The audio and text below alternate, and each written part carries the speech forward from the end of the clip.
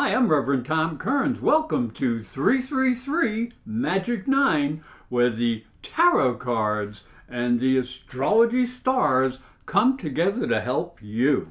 2023 has some days of power and days of challenge that you have to know about because they may affect your love, your money, or your career. So be prepared. I hope you will like this video and also press the little bell for notifications when my new videos come out. The tarot card for the first quarter is Justice. She sits on her throne and holds a sword in her hand, which can cut both ways. The scales she holds are perfectly balanced. Justice will be done. The card for the second quarter is the King of Wands. He is a powerful man of action. He has position and strength. This is a good time for a new adventure. The tarot card for the third quarter is the Five of Wands. A group of young men are sparring. It suggests obstacles and competition. But to win the game, you must master the game. The tarot card for the fourth quarter is the Nine of Pentacles. A successful woman stands in a lush garden. She holds a falcon.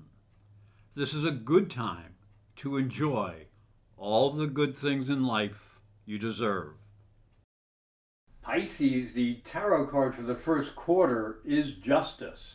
Now, Justice is the card of ultimate balance. The sword in her hand has the potential of cutting both ways, and the scales are in perfect balance, suggesting a positive flow between the past and the future. As we stand on that precipice, we can see there are needed changes that should be made, but we can also see that some would pervert justice and turn the system to their advantage. So may true justice be done. And as we look into the astrology, the year begins with 4 planets in Capricorn up in your 11th house. This is a great time to improve your networking skills with associates so that you can get ahead. Mars will go direct down in your 4th house, and this can energize your activities with home and personal security needs. Mercury will go direct on the 18th, helping you to communicate with your friends and network better. Then Venus will conjunct Saturn on the 24th. And so take opportunities to overcome any type of personal limitations very seriously. In February, Jupiter will move forward in your 2nd house, bringing opportunities to improve your finances and your investments. And Venus will be in your 1st house, conjunct Neptune. And that is really important mid-month because the Sun will also conjunct Saturn on the same day. Now, this is an important time for a serious look at how you project your personal essence and spirituality. March may bring you an opportunity to make more money and improve your resources as Venus will conjunct Jupiter in your 2nd house, and you can plan some new investments. And this is very important. Saturn enters Pisces, your sign, and your 1st house for the first time in 30 years, forcing you to make changes in how you project your personality. You must honestly know your strengths and weaknesses so you can improve yourself. And Pluto will enter into Aquarius, hinting at changes in your approach to overcoming any personal limitations. As we look into the second quarter, the tarot card is the King of Wands. He sits on a powerful throne and looks ready for action. This is a creative energy that represents a need to follow your vision and goals. Find a new opportunity, for you have the energy and ability to take it on. Use the power of positive thinking to help achieve success. This is an excellent card for problem solving and asserting your inner power. You may take a chance or make a new investment. And as we look down into the second quarter, April begins astrologically with Venus conjunct Uranus in your third house, and at the same time, Mars will be trining Saturn. So this is a great combination. It brings opportunities for travel and communicating, and you can express your most interesting ideas. Jupiter will conjunct the Sun on the 11th in your second house, and that's the house of money. So you may have some luck in investments and budgeting, so share the joy. But there is a total solar eclipse on the 20th, and that says to slow down your financial and your ability to make money may go a little bit haywire, so watch out with your budget then.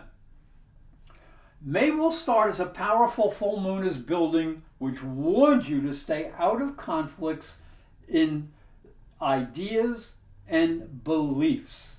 You may not understand how another person thinks, so understanding is needed.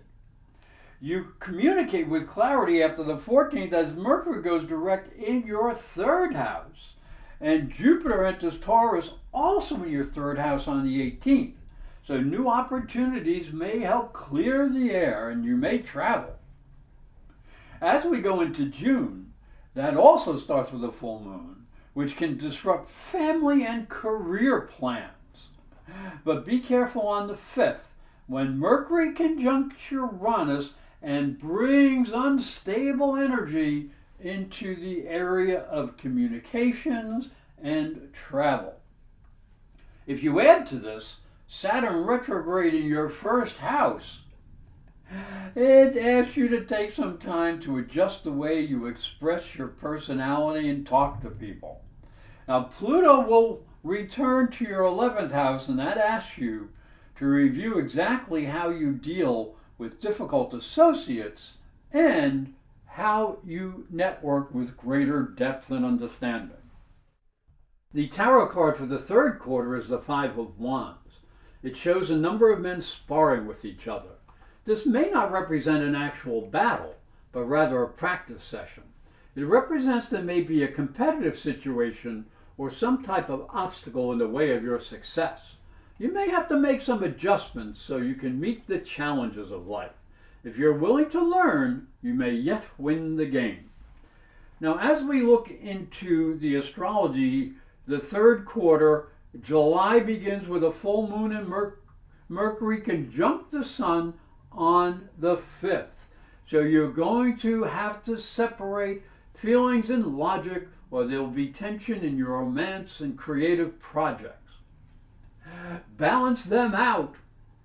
Now, Neptune begins the month retrograde in your first house. So reconsider how you express yourself to others and control your effort to influence relationship issues when Mars in your 7th house opposes Saturn on the 21st. Venus will go retrograde in your 6th house on the 22nd, asking you to adjust work, health, and daily schedules. So be open for change. August comes around with a full moon in the 12th, which squares Jupiter and suggests you may need to meditate and hide away for a little bit.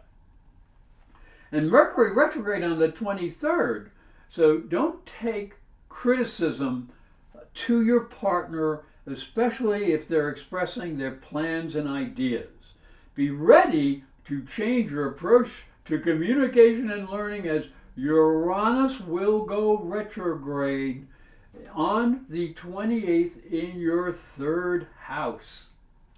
Now, September, there is also a full moon in the beginning. It's on the 1st and it's in your 1st house. And it suggests you balance your feelings with listening to others. But Mercury is still retrograde in the 7th house.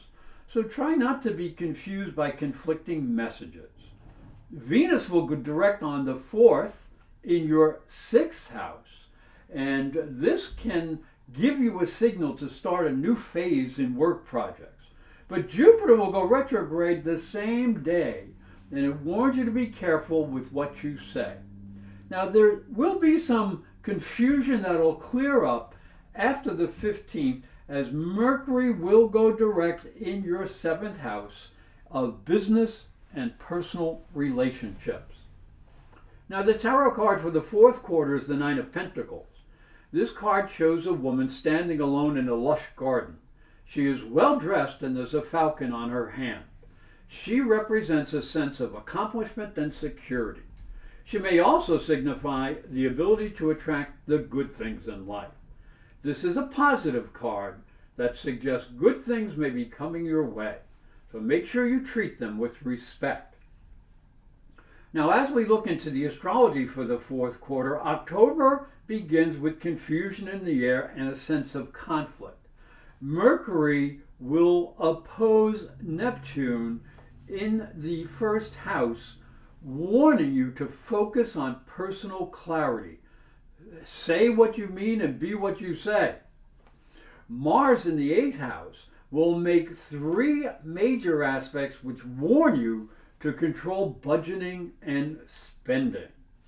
The Sun in the 9th also makes 3 major aspects mid-month, and that asks you to be aware of your need to keep an open mind about other people and their ideas.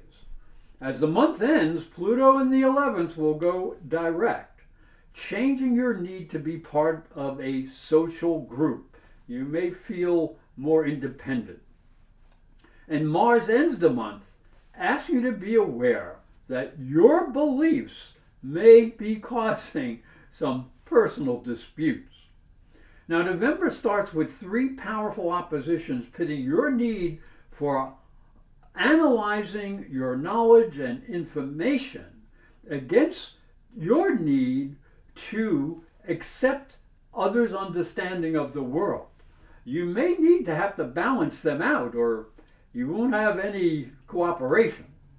Now, Mars in the 10th is very active, so you will have to know when to focus on career issues, because both the Sun and Mars will square Saturn in the 2nd house.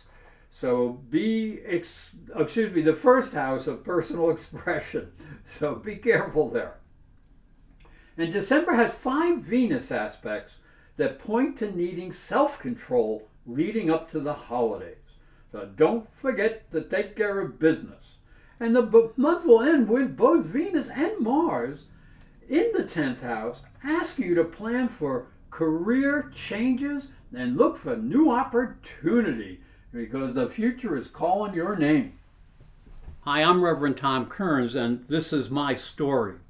If you are a spiritual seeker, it may help you on your journey. I believe your spiritual development is as important as your religion. If you look at Christianity, it focuses on the life of Jesus. But Jesus was never a Christian. He was Jewish. If this thought intrigues you, you'll enjoy my new book, Light from Water, Freeing Jesus. It's available on Amazon.com and through fine bookstores. And it may help you on your spiritual journey. Thank you for watching. Thank you for listening. Please like this video, subscribe, and ring the little bell to be notified when new videos come out.